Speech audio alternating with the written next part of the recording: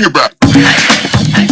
Welcome to the Endurance Town USA project. This podcast, along with our blogs, vlogs, and adventure team, travel around the USA both creating and sharing the stories of human beings, changing lives and communities through endurance sports and outdoor adventure.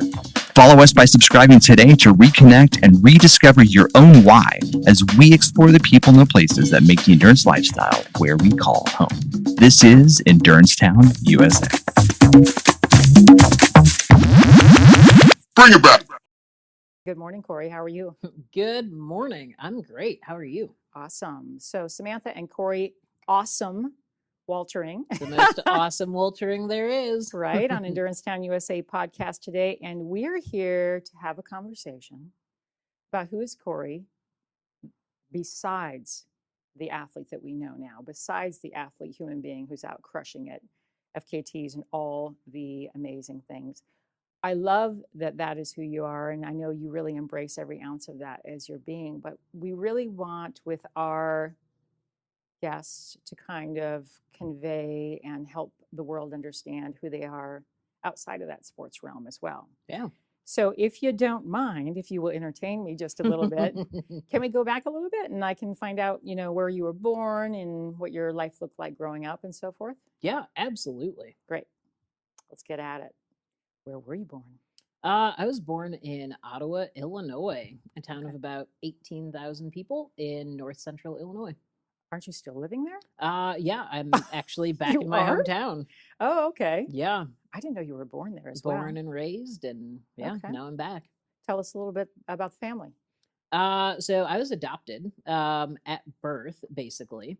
And so really just like super kind of awesome. My parents, Lynn and Jerry, they were just super supportive parents of, whatever I wanted to do. And they're basically just like, if you're going to do it, then just be good at it.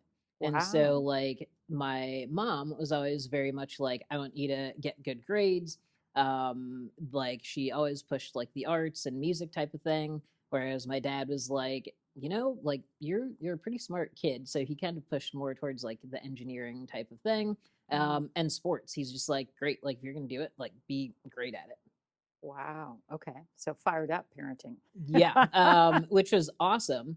But it's kind of funny because that ended up kind of, I guess I'd say that it almost like, I don't want to say it pushed me into a lot of things, but like I always wanted to do things for the experience of it. And so because of that, like I was in soccer, cross country, swim team, track, cheerleading. I played baseball. And then I was in fine arts club, chess club. I was in student How in council. the hell did you find time for this? I would basically get to school at about 6 a.m. every day and I'd come home at like 8 p.m. Wow. And so I was at school for about 14 hours a day, with just clubs and practices and everything. And then like my parents would have dinner ready for me at like 8 p.m. when I'm getting home. And then I'd do my homework and then I'd go to bed and wake up and do it all over again. And it's hilarious because I'm not a morning person now. So like I remember like 5, 6 a.m., swim team practices, cheerleading, all that stuff. And I'm just like, how did I do that? Yeah. How did you do that? I, Well, your parents yeah. were like next level. Yes. And the thing is, though, it's like, but the thing was, it's like, if I wanted to do these sports or these clubs, then I still had to get good grades. Oh, So, like, I still had to get A's or B's. Like, if I got a C, that was unacceptable. Oh, okay. Yeah. Okay. What age did this all start? Probably more in like the junior high area. Okay. Before that, like, I played baseball and swim team. And just kind of, I played baseball for 8 years maybe, and loved it, but that just wasn't necessarily my passion. Like I'd show up late for baseball practice so that I could run. Oh, sweet. Yeah, because apparently, Please make me run. because apparently running was a punishment, and I'm like, I don't know, like I'm fine with that. Yeah, totally. So were you an only child? I was. Okay. Yeah. These parents were invested. Yes. Okay, Lynn and Jerry crushed it. Yeah, absolutely. Wow. And it's funny because like being an only child, like they still didn't just give me things. I had to work for it. And so they're like, if you want it, like you're gonna have to work for it. Like my first job, I was working at a veterinarian clinic, like cleaning. How old is this? I probably wasn't even legal to work at that point. Okay. Because like in 6th grade, we got to go do like a job shadow day or whatever. So like I wanted to shadow a veterinarian, Okay. and the vet, Dr. Aronson, um, he was really awesome. But like he let me go in and watch the surgeries and like all this fun stuff, and I was like, oh my goodness, I love this. You're in 6th grade doing this? Yes. Nice. And so I loved it. So then my first job, like it was probably going from 8th grade going into freshman year, I think. So I think I was only like 14, but I was working at the vet's office. Wow. Yeah. Sweet. I loved it. Shoveling poop, all the Yep. things. Cleaning kennels, shoveling poop, walking the dogs, like Uh-huh. sitting in on surgeries. Like it was really fun. Did you think you wanted to be a vet, or what was that exploration about for you? Just I don't know. I think it was either a vet or something in the medical field, just because like I loved like the surgery aspect of it. Hmm. And then all through high school, and you had to take like biology and anatomy and all that stuff. Like I was always great at dissections. Mhm. And so like I just always thought that maybe I'd go into something in that field, but I did not. Mhm. Now you dissect races, Yeah, there you go. right? And dissect your training and all Yeah. these other things. Oh yeah. Oh, I love it. So you got into sports pretty young. I know you were like relatively serious by the time you hit junior high. Was that also at your parents' sort of fostering, or was that just coming out of you naturally? That was just me. Like my parents were like, you know, focus on the school, grades, all that stuff. And they're like, you know, sports, like they're like, you know, it's like realistically, most people will never go pro in a sport. So they're like, don't like focus on that. Like focus on just academics and stuff. And so they never pushed me in a sport. They never like forced me to do anything. They're supportive of it, but they're like, this is we're not going to push it. Hmm. Well, so you were adopted by Lynn and Jerry. Were they longtime Ottawa family? Yep. What's their background? Yep. Born Ottawa. and raised? Yep. Okay. Yeah. So there's a whole like extended family there? Oh yeah. Oh, yeah, still to this day. Yep, to this day, like The clan is there. They're like yep. true. What are they doing? What are they about? They're all there. Like my mom's brother lives in town, and then her sister lives like 3 hours down the road. Oh, cool. And yeah, and like That's my so cool. grandparents are there, cousins are there, just everybody is there. So it's Wow. very Midwestern. Yeah, exactly. Yeah, But that's awesome, because there's a value system that comes with that kind of upbringing that is becoming more and more rare, unfortunately, totally. right? That family connection, that really close vibe around understanding what your relatives are doing and being involved in their life Yeah. activities. They probably came to your ball games and Oh, stuff yeah. like that. You had your Oh, own yeah. cheering squad over there. Oh, absolutely. Oh, wow. Yeah, I love that. it's pretty awesome. Hmm. So you get to junior high, you're getting more involved in sports, and then obviously in high school, same kind of thing. Was there any, for you as a human being, any rough patches along the journey being in this small town? Did you feel like this is just where you belonged? I guess that's an interesting question because like I look back on it and I can't really think of a lot of like rough patches that would have happened in like junior high or high school. Growing up sucks. Well, and it's funny because hard. like a lot of people say that and I'm like, I don't know, did it? Like Oh, that's great. Yeah, and so I guess like I was one of the very few like black kids in our school. Okay. Like our town was very white. And so I think maybe we'll just say our high school of 1,600 students, like there are maybe 20 African Americans in our school. Okay. But like for me, like I never really noticed it because I mean that's just what I grew up in. Like I Sure. grew up in a very white town, and so for me it just seemed normal. Mhm. But like I don't really ever remember like instances of like racism or like being bullied for being black or being different or whatever. And so like I don't know. I think that growing up was actually probably pretty easy for me. Are your parents black? They're white. They're white. Yep. Okay. But like I honestly like they probably noticed things like as I was growing up, and I'm sure that people said things to them whether we were just out at a store or a restaurant or whatever. Mhm. But like I don't remember that. Mhm. And so I don't know. I'm also really good at just like taking negative things and spinning it into something positive. And so like I think that Even when you were younger, that was a thing. Huh? yeah. Wow. And so like I guess I just don't really remember it, Yeah. And I had a really good group of friends in high school that I'm still good friends with now. just teammates, friends, all of it. Teachers, even like some of my teachers have added me on Facebook, and they're like, "We're just so proud of you and all you've done." And it's just really awesome. Like the town is very supportive of just people in general, but especially like athletes. Hometown heroes. Yep. Yeah, which is again Midwestern Yep. kind of thing. Totally. Yeah, but also good parenting, Yeah. good family, Yeah. Yeah. roots and all that kind of stuff. That's cool. Absolutely. Mm-hmm. So yeah, like it's just, I don't know, like growing up was actually really fun, I think. It was really fun. I love it. Well, also you were doing all these things. So a little bit of creative, a little bit of physical with the sports, socially involved in different aspects of schooling and family and all that kind of stuff. So you were just finding your way, exploring. Yeah. You know? Absolutely. So that's obviously a big part of who you are as a person. Try all the things. Yep. Okay, if I like it, we're going to continue doing it. And if you didn't, was it okay to switch gears? Everyone supported you in that transition. If you said, I hate baseball, I'm going to go do this track thing or whatever. So our rule was if you start something, you have to finish it. Oh. So like even if I was having just an awful baseball season or an awful track season, like you're still sticking it out till the end. Got it. And so like that's just how it was. And I was like, there are times where I was like, oh, I really am not enjoying this or that or whatever. And they're like, cool, but you still have to do it. Oh, work ethic, tenacity. Yep. And so like sounds like an ultra. Yeah, I know. This sucks. Yeah. That's nice. It's like keep just going. Put your head down and grind it out, And so like there are multiple times when they're like, cool, like you do realize that you're doing like way too many activities right now, and they're like probably like halfway through the school year. You're gonna be like, why am I doing all of this? Are you sure you want to do this? And I was like, oh yeah, it will be fine. And multiple years I did have those things where I'm like, if I could just drop like one activity, like my life would be so much easier.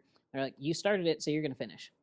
Wow. And there's been, in the last generation or so, sort of a different way of parenting that's evolved where the parents are scheduling all the things for the kids. It's not really that the kid was even interested in that activity necessarily. Sure. And it's completely sort of a reverse experience, right? Like you're gonna try all the things, and here you were just your way of being in the world, your personality is that curiosity, curious, inquisitive. Yep. Try all things guy. Yeah, I don't know that it's always a good thing, but I'll try anything once. Yeah. And then we'll see what happens after that. Yeah. So you graduated from high school and you went to college. Yep. Where'd you go to college? Greenville College, which is a small, like, private Christian college. My mom, my aunt, and my uncle all went there, so I was just kind of expected to go there. And ran track and field and cross country for them. I was actually going to try to play soccer for them, but my senior year I got 3 concussions. Doing what? Playing soccer. Oh shoot. And so I was a little monster on the soccer field, and so I was targeted by multiple teams to just kind of take me out, which they did. And I don't blame them for it because I probably terrorized them enough over the previous 3 years. Yeah. But yeah, the doctor's like, you can't play soccer for a year, like we need to let your head heal, all that stuff. So then running just kind of became the thing I was going to do in college. Yeah. So you signed on to run with them? Yeah, but I went on an academic scholarship. Oh, okay. And what were you studying? So I thought I wanted to be a PE teacher, and then thought I wanted to be a biology teacher. Okay. And then ended up just studying biology. Okay. And you finished and graduated from there? Yeah, I'm done. Okay. So, yeah. And you ran there, but you also dabbled in triathlon while you were in college? Yes. So a little bit of crossover there. Yep.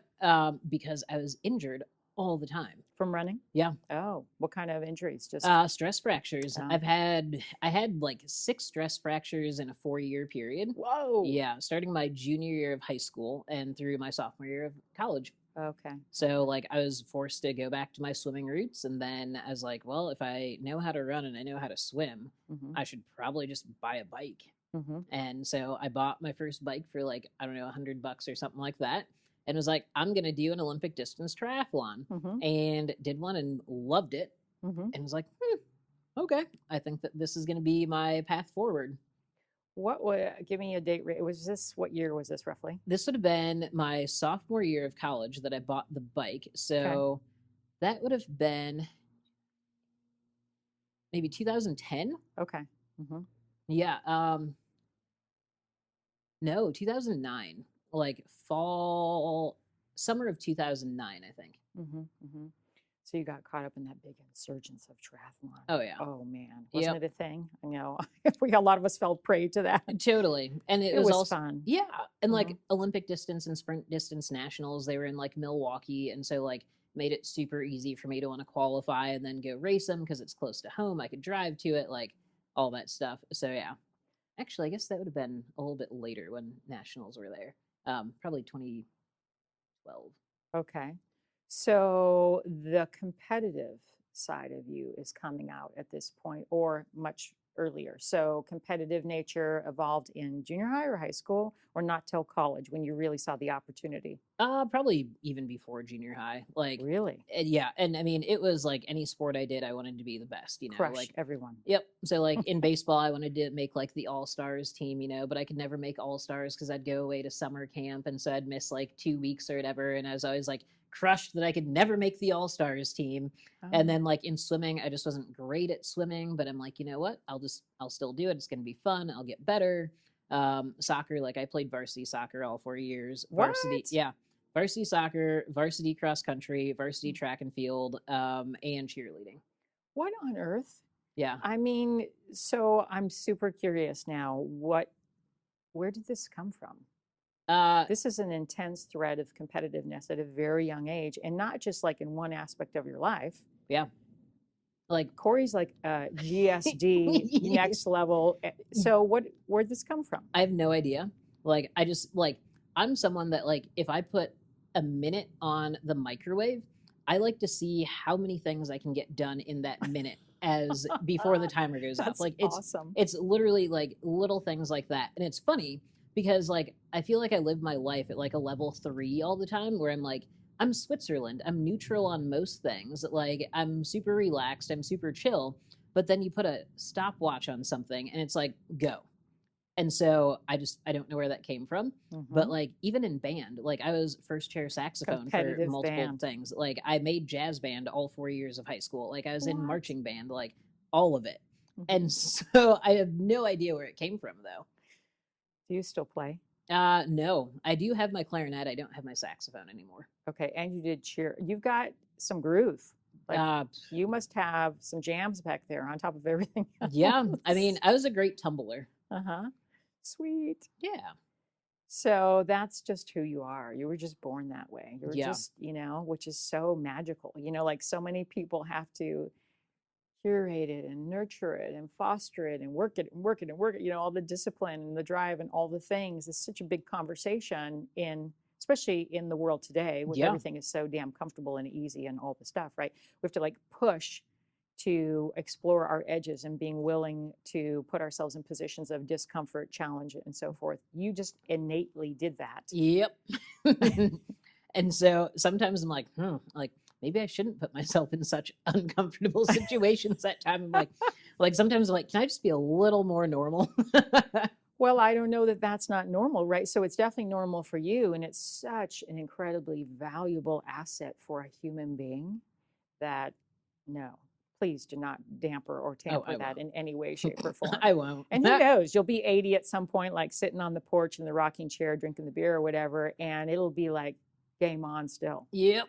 Something will be going on. You know it. At what point transitioning out of college, or maybe this transpired in college, did you get an idea about the vision for your life as an adult? Like at what point did you say, this is what I need to be doing with my life in the adulting sort of way? Yeah. I still don't know that I fully know that. And it's interesting because like out of college, I moved from like Southern Illinois where my college was to Boulder. Because I wanted to get high at altitude. Yep. I'm like, I want to become a professional triathlete. So where's the place to go? Boulder. Like, here we go. And we love you, Boulder, but really? Yeah. And so it's funny because I moved there And I was supposed to be working at a running store called Shoes and Brews, where basically they have a running store on one side, then they have a tap room on the other side. This is magic. I must go there. Absolutely. It's an Okay. amazing store. They are actually like one of my first sponsors ever. We need to go there. And I worked for them, but they weren't open when I moved to Colorado, and they weren't going to be opening for like 6 weeks. So my first 6 weeks in Colorado, I took a job in construction. And I No worked. way. Yep, I worked. Hard hat. Yep, I kid you not. I worked This is construction awesome. for 8 to 10 hours a day, and then I was still training for Worlds for the half Ironman at that point. But now you So- were building guns.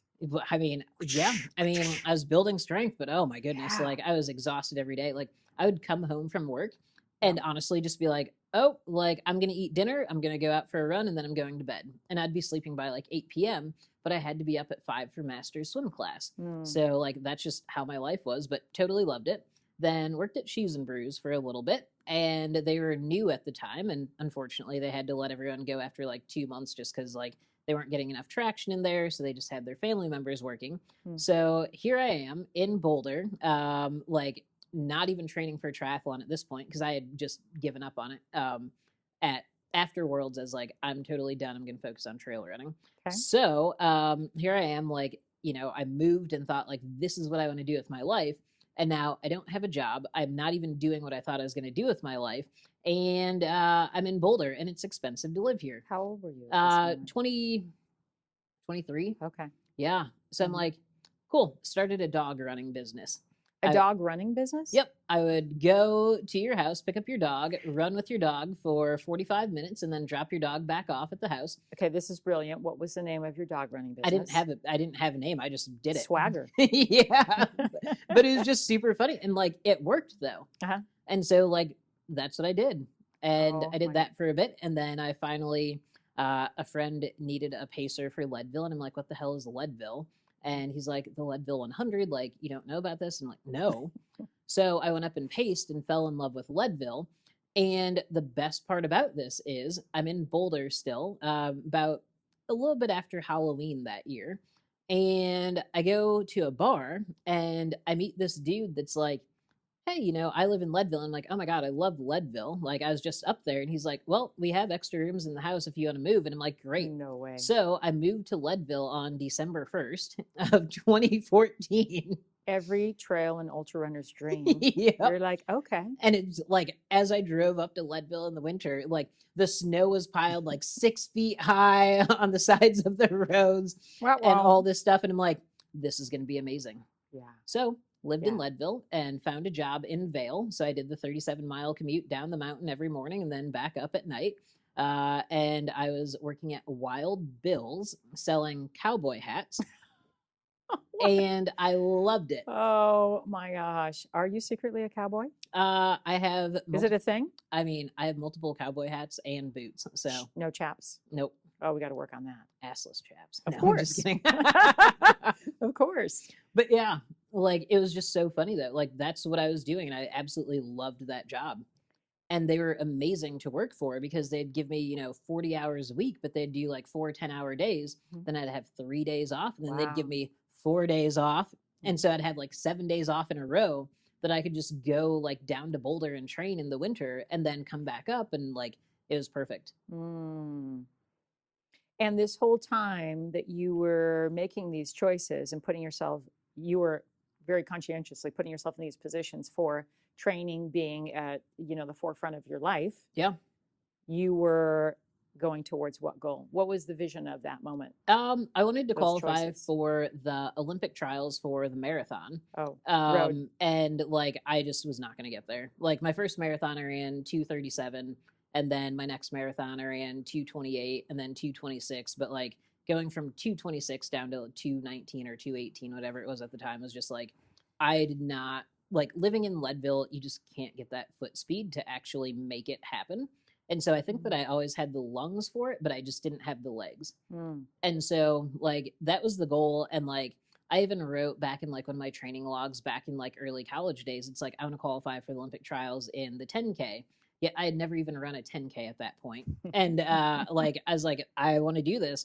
And then like just over the years, I realized like the 10K was not going to be anything that would be my thing. And I thought the marathon would, but even that, like that just didn't happen, and I'm more than fine with that.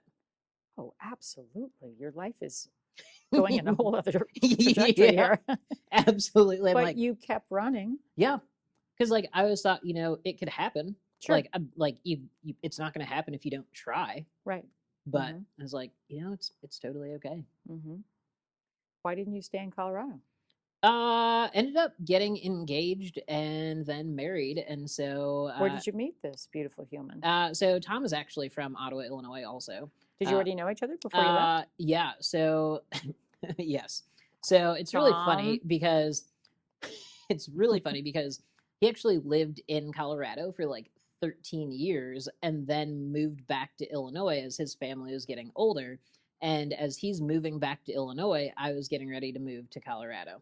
Oh, wow. Yeah. And so it's funny because like he's like we knew each other and just had kind of explored it a little bit. And he's like, should this be a thing? And I'm like, nope, don't ever talk to me again. I'm moving to Colorado. Like, I'm not staying in Illinois for a man. Like, goodbye. Yeah. And it was hilarious because then we still kept on talking anyway. And like, I had moved from Leadville down to Vegas when I was like going all in on this marathon. And I was like, great, I'm at sea level. I'm training here. I'm going to be here for the winter. It's going to be great. And Tom flew out to Vegas after we had been like basically long distance dating for a year or so. Okay. And he proposed. And it was just really funny because. Were you shocked? I was, because he was like super excited when he got off the plane. So like he's like. He saw the Elvis chapels. Well, it's a thing. Well, it was funny though, because I thought we were going skydiving because he is a professional skydiver. So I'm like, oh, this is going to be amazing. Tom got to hang out. Yeah. Okay. But I was like, this is going to be amazing though. Yeah. Like we're going skydiving. And like I'm going to see the Hoover Dam. I'm going to see, you know, like Red Rock and like all this stuff. It's going to be amazing. And then he proposes. And I was just like he goes, will you marry me? And I was like, so we're not going skydiving? And he's like, no, why would you think that we're going skydiving? And I'm like, because you're super excited. Like you get excited about skydiving. And I'm like, and he's like, will you answer the question? And I'm like, no, will you answer my question? We're not going skydiving. Oh my gosh. I thought you were going to say proposed in midair. And no. And he's just like, no, we're not going skydiving. I'm like, yeah, I'll marry you, but I'm still like upset now that we're not going skydiving. I still want my skydiving. And it was just super funny because he's like, I don't know how you ever came up with that. I'm like, why wouldn't I come up with that? Like that seems logical to me. Oh, so anyway, it was just really funny. So then we were engaged, and the best part about this is like you're living in Vegas. Yes, and he's back in Illinois. And the best part about this is like I hadn't come out to anyone at this point. So wait a minute, you're engaged to be married to a man, obviously, and you're not out? Yep. Okay. Yeah. Got it. Fun fact. Surprise. Yep. So it was funny because we went and picked out like an engagement ring, and there we go. And it was just really funny because I was like, oh, like now that I'm engaged, like I actually have to like come out. If you want, but yeah. And like, this is going to be very interesting. Well, if you're going to send out wedding announcements, you might want to. Exactly. Because like the wedding was going to be that following July. So I'm like, oh, I really have to do this. But at that time, like I didn't have any major sponsors. And I was like, I don't know if this is going to affect sponsorship. Like I wasn't like a great trail runner. Actually, I was pretty good, I would say. Oh, no. But it was like, I didn't know like the races I had to go to be able to like try to pick up sponsors. And I didn't know like the ins and out of the industry. And I'm like, like, I don't know if this is going to affect sponsorship or not. And so I was like, okay, like we can deal with this, but I don't really know how it's going to go. And then I was like, and I have to come out to family and friends and like all of it. So I came out to family and it went pretty okay. And then came out to friends and they're all just like, yeah, we've known for like forever. And I'm like, how did you know? And they're like, come on. And I was like, okay, fair enough. They love you. Yeah. And then I did not actually fully come out to like everybody until 2016, the week of Valentine's Day. I was racing the Birmingham Marathon. and like Tom was going with me, and the race was actually on Valentine's Day. So I came out like on Tuesday of that week or whatever. Publicly? Yep, just put it on social media and basically took a picture of my hand with my ring on it and like I'm engaged to a man and we're getting married in July. And I think like 2 people deleted me off social media. Other than that, like everyone was like, "Great, we're so happy for you," blah blah blah. And I'm like, Yes. "Wait, this wasn't a bigger deal." I'm like, I was like, I'm slightly upset that it wasn't a bigger You're deal, you know. slightly upset. And people are like, "What, are we supposed to like throw you a coming out party or something?" I'm like, "Well, yes." I was like, If you want one, "Absolutely." bring the cowboy hats. Yeah. And so it's just really funny because I'm like, "Huh, well, that's fine, you know, like all good there." And then like sponsorship stuff like started happening later that year and just Okay. like, you know, it actually is a great thing. But I ran my PR in the marathon by 8 minutes that weekend. You were fired up. Yep. So like it was all good. Mhm. Yeah, but it was just like this really like weird couple months where it's like we got engaged in, you know, October, and then I still went home for Thanksgiving, but like took my engagement ring off. Did you? Yeah, Oh, because like I hadn't told them yet. yeah. And so Yeah. it's just like, like, yeah, just lots of moving pieces in there that I Mhm. had to figure out. And now, still, it's a non-issue. Yeah, totally fine. Everybody loves Tom. Yeah, Skydiving Tom. Yeah. I'm gonna hang out with skydiving Tom. Yeah, you I mean, should. you're pretty fun, but Tom sounds really fun. yeah, you should hang out with them. Okay. And you guys are living in Ottawa. Yeah. So you moved back to Yeah, be with him and get married. yeah, Okay. I did.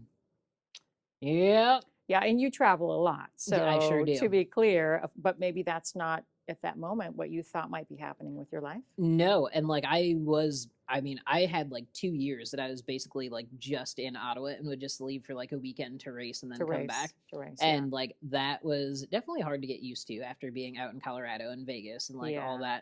that. Just because I mean, Ottawa is also it's a town of 18,000 people, Mhm. and yes, Leadville is, you know, only 2,000 people, Mhm. but you're in the mountains. Whereas like Boulder, Vegas, they're just bigger. There's more stuff going on. And like as a kid, Ottawa was like always the town that like you never wanted to come back to. Like everyone's trying to get out of it. But now it's like it's the place to be in like North Central Illinois. Mhm. And you know, I think there's a resurgence, thank goodness, Mhm. to like old-fashioned values and to community and to small towns and all of the good things that come in those spaces. And so let's talk about community. I'd like to know, where do you find community and how do you define community in your own life? Yeah, that is a really hard question actually, because like I'm on the road a lot. Yes. And so that can be really hard. Like luckily, like with the North Face, for example, we have a team like town hall every Thursday where Every week. yes, every week. And so like every Thursday at like 10 a.m. You know, we get on Zoom and there's like 85 of us that are on Zoom, and it's like storytelling and talking about what went on during the week or like accomplishments and stuff like that. So it's really awesome, which has been just great during times of like COVID when we can't see each other, Right. but yet here we are. And so that's been really fun. Team Onyx that I raced the Eco Challenge with, we have a call every other week where we all get on Zoom You're and chat. still hanging And out so, with those yeah. guys. And our team Ooh. is growing. And so like we're bringing Awesome. in, we have like our elite team, then we have like the ambassador team and athletes that are trying to go from like ambassador to the elite team, and like we're putting multiple teams together for adventure races around the country and even around the world really. So like we're racing Expedition Oregon. They have a race in Malaysia that they're going to do. I refuse to race in the jungle again. I don't blame you. Yep. Okay, we're going to have to talk more about this because you yeah. know I'm working for World Obstacles, so we Yeah. definitely want to get with you guys and support you. Absolutely. Yeah, Mhm. absolutely. Because like they're all about it, and we're doing like training camps together and all that fun stuff. Yes. So like I find it that way, and then I just have a really good like friend system that like it's at this point it's a lot of just like texting because like I'm kind of over the whole FaceTime thing a bit. But like we'll still FaceTime often or text almost daily. Mhm. Just there's a lot of that. And then when I'm home, like I actually have a really great group of friends that I can actually see. And even during COVID, like we've been, you know, putting lawn chairs out in the front yard and we're staying like 10 feet apart, but we'll have like our happy hour on the front lawns and stuff like that, which has Yes. been really awesome. And then even for, I guess it was Thanksgiving and Christmas. It was warm enough. I wasn't home for Thanksgiving, so Christmas, but it was warm enough that like we had some people over, but like we were able to be inside, outside, stay distant, and just really great to see just people that we haven't been able to see in a long time, because that's, I think it's really important. And they have young kids, and like for the kids, like I'm Gunkle Corey and Tom is Gunkle Tom, you know, and like, That's awesome. and so it's just, it's really fun. And yeah, it's just, it's really cool. And then the Chasky Endurance Yeah. Collective community, which you're a coach of. Yeah. So, on top of everything else, you're coaching other athletes. Why did you decide to work with other athletes? Honestly, like I think that coaching is more fun than racing. Like I Mm. enjoy watching other people do well. And I love being able to support them, whether it's, you know, building a training plan for them or crewing them or pacing them or whatever. Like I just really enjoy that that aspect of the sport. Mm-hmm. And I'm part of Chasky too. That's one of the ways that we've connected. That and of course, watching you obstacle racing through Fiji, that was super fun. In the community setting and everything that's going on in the world right now, it's just a crazy time to be alive, is it not? It is like, did we ever think we'd be living through a global pandemic? Exactly.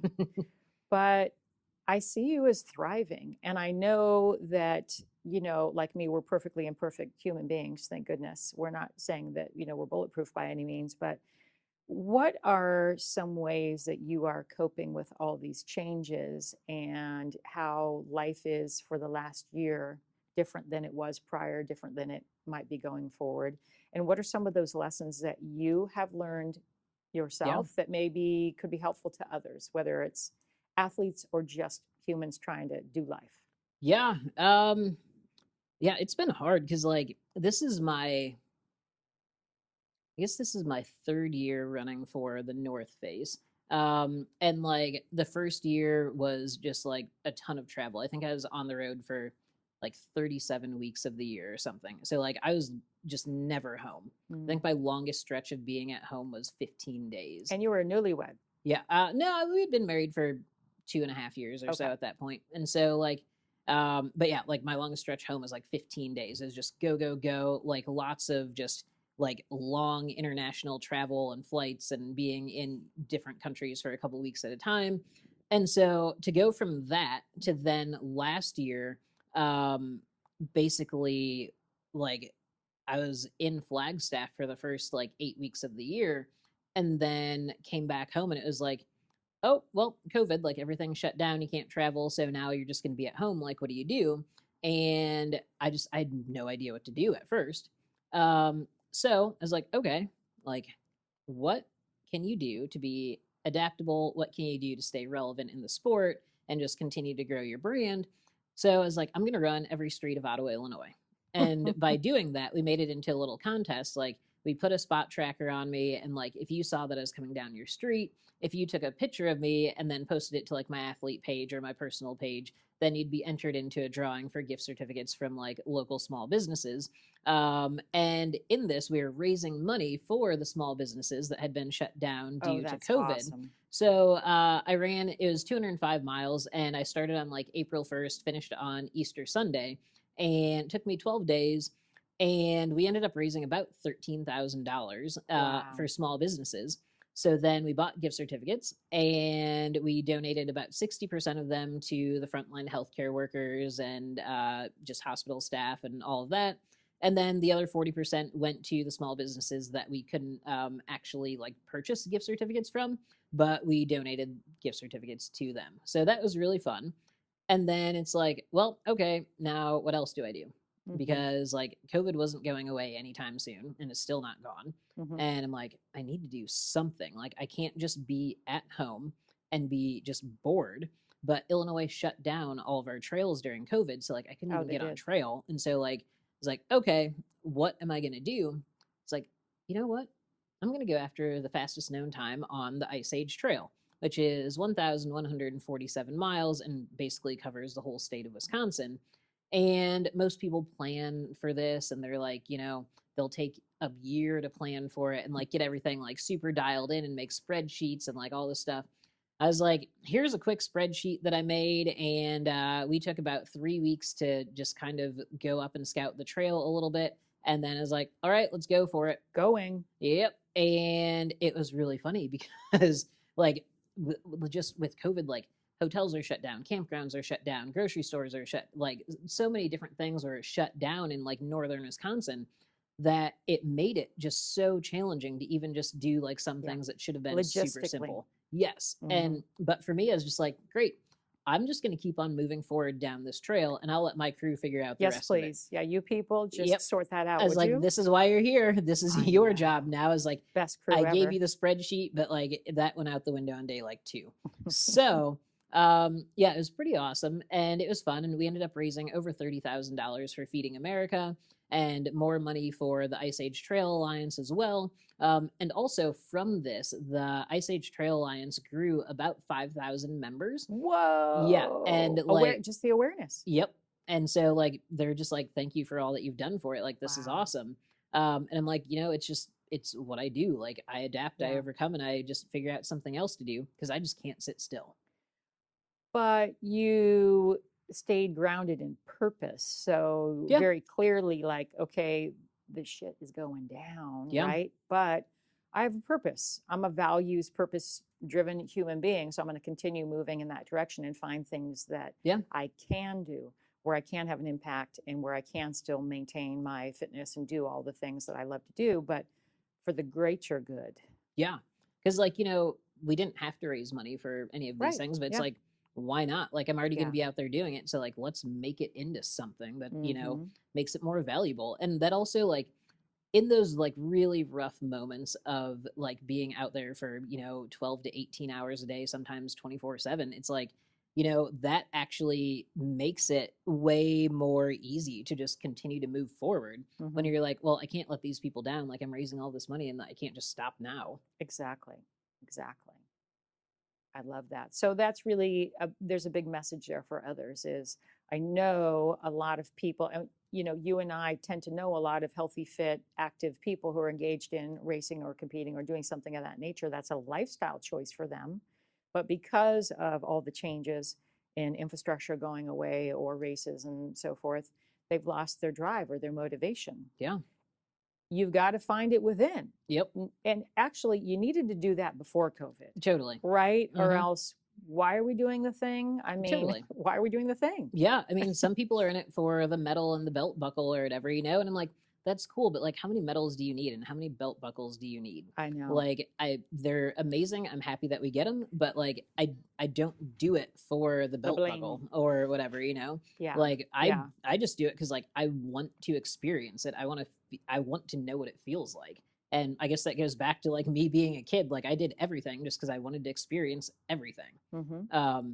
Like even this past weekend when I ran Coldwater Rumble 100 miler Mm-hmm. and literally signed up for the race on Thursday night. And You the don't race advise is your Saturday. athletes to do this, of No, course, but I God, mean, no. we're just saying. like I would never tell my athletes to do it, but it was funny because I had to talk to my coach about it, and I was like, I called him on like Tuesday, and I'm like, I think I'm gonna run the 100 at Coldwater rather than the 50K. And he's like, like you come up with some pretty stupid ideas sometimes, and he goes, this one may be like right up there with like your worst idea. Mm-hmm. And I was like, cool. And he goes, if you can give me, reasons why you think you should do this and you pitch it to me, he's like, give me 3 reasons and sell it to me. And he's like, I'll decide then. And I was like, well, I think I've already decided that I'm doing it.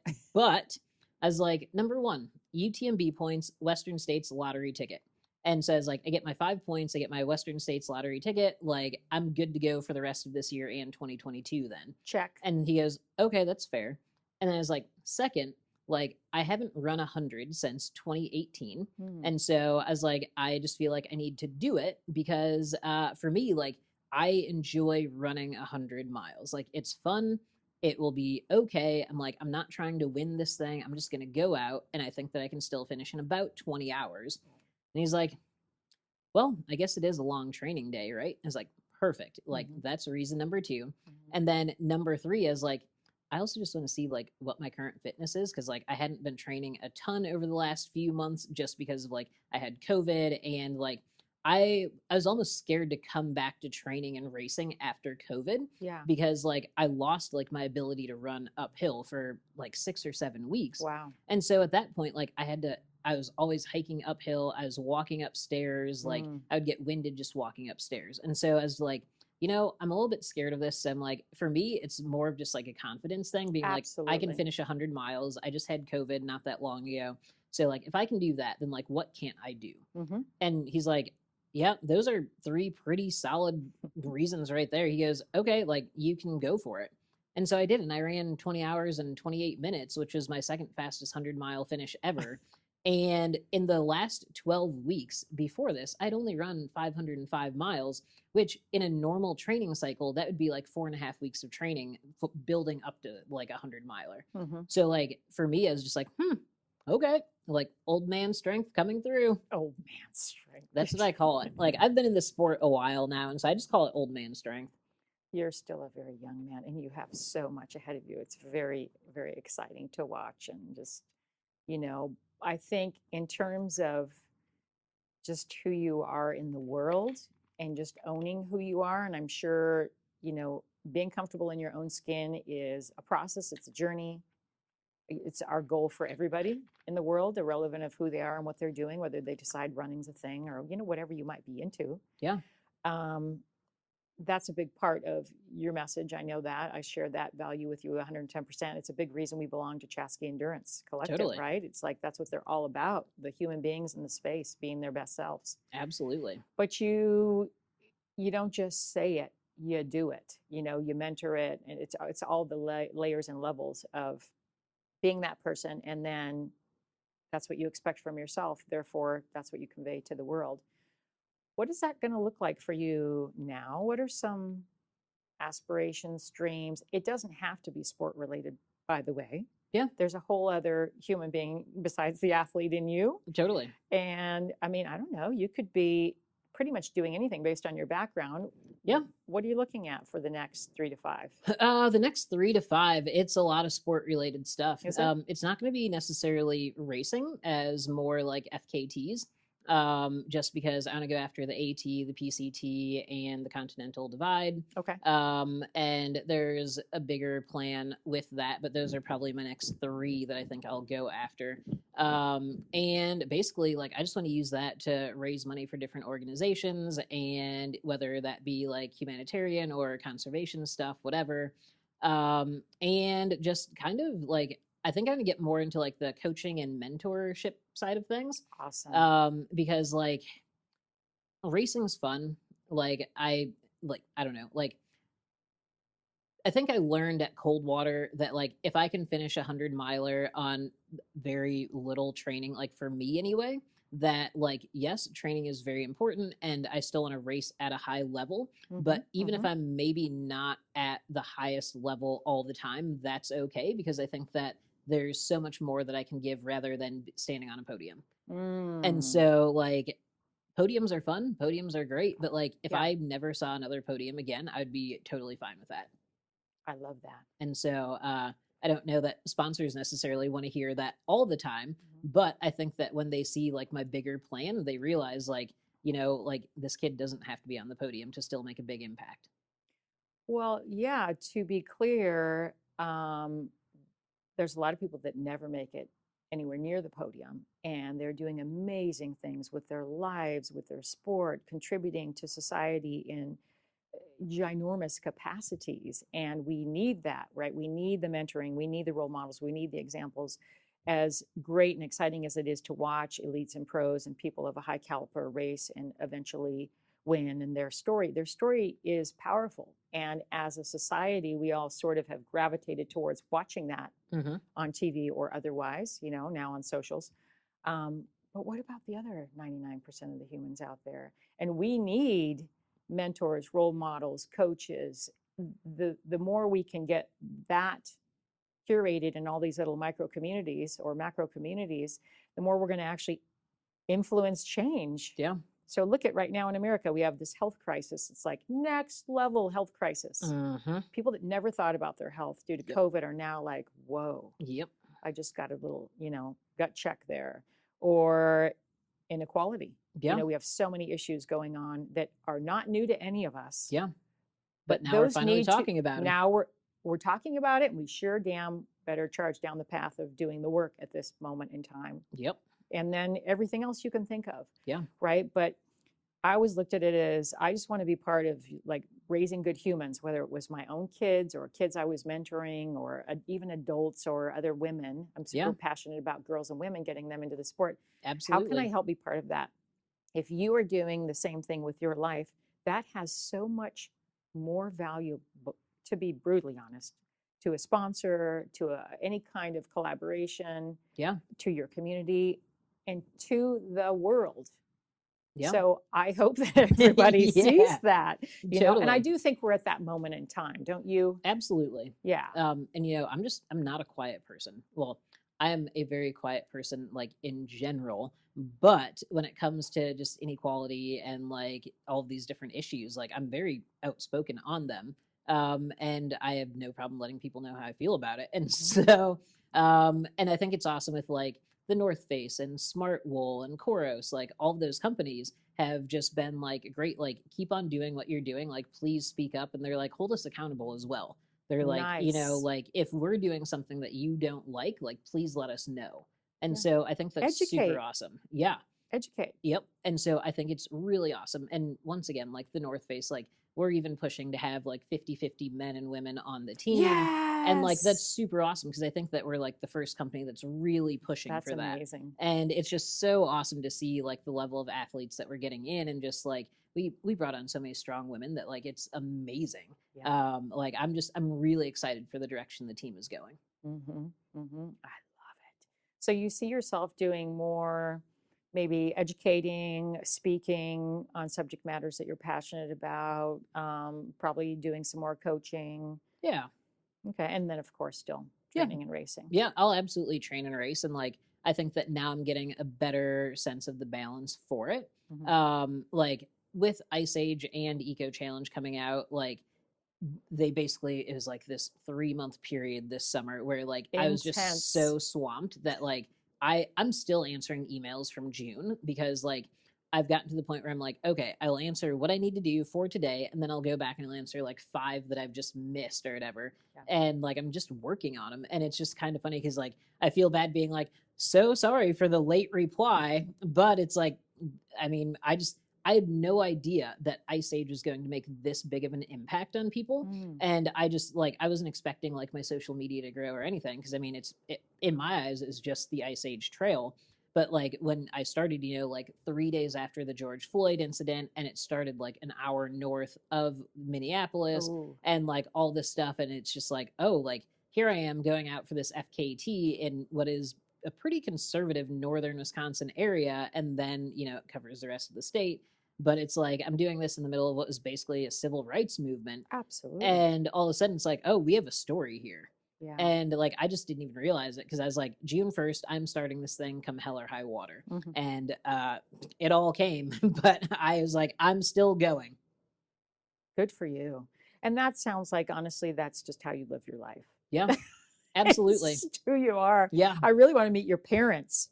They're super quiet. We're skydiving. Yeah, it's really funny. My parents are super quiet. Like, are they? Yeah, like I'm an extroverted introvert, and my parents are definitely just introverts. Wow. And so it's hilarious because, like, I think a lot of people are just like, "How did you raise this kid?" Right. They have to be so proud of you. Absolutely. Yeah, so fun to watch and just be part of that and go, "We raised that human." Yep. Hell yes. Yep. Okay, well, we're going to wrap it up. This was fantastic. In closing, let's tell people how can they find you? And really, you're relatively busy, but how can they follow this journey as it continues to evolve? Yeah, so Instagram, I love Instagram. Okay. I'm Coree Woltering on Instagram. I have a blog that I don't really update. It's CoreeWoltering.com. Yeah, those are the best ways to follow me. You can find me on Facebook as well. You have 2 Facebook pages. Yeah, I have an athlete page and a personal page. Follow the athlete page. Just because I can't actually accept any more friends on my personal page at this point. Okay, I feel good now. Yeah. So yeah, that's how you can definitely follow me. And And my photographer, Kevin Youngblood, he also kind of manages my athlete page a bit. And like when I'm racing, he'll put up updates on there and stuff. So yeah, it's really fun. Okay. All right, my friend. Thank you so much for your time. This was fantastic.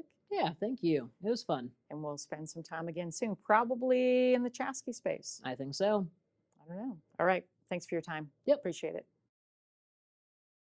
Thank you for connecting with us for this episode of the Endurance Town USA project. Discover more about today's guest, along with other great stories and video projects, by visiting us online at endurancetownusa.com. You can also follow us for updates and behind-the-scenes peeks at future episodes on Instagram at endurancetownusa. You can also connect with our creator, host, and life leadership and business coach, Samantha Pruitt, at samanthapruitt.com or on Instagram at @thesamanthaPruitt. And lastly, you can follow me, Travis Ford, producer and marketing creative, at rockharbormarketing.com or Instagram at rockharbormarketing. Thanks for tuning in, and we'll catch you next time we go on an adventure to Endurance Town, USA. Bring it back.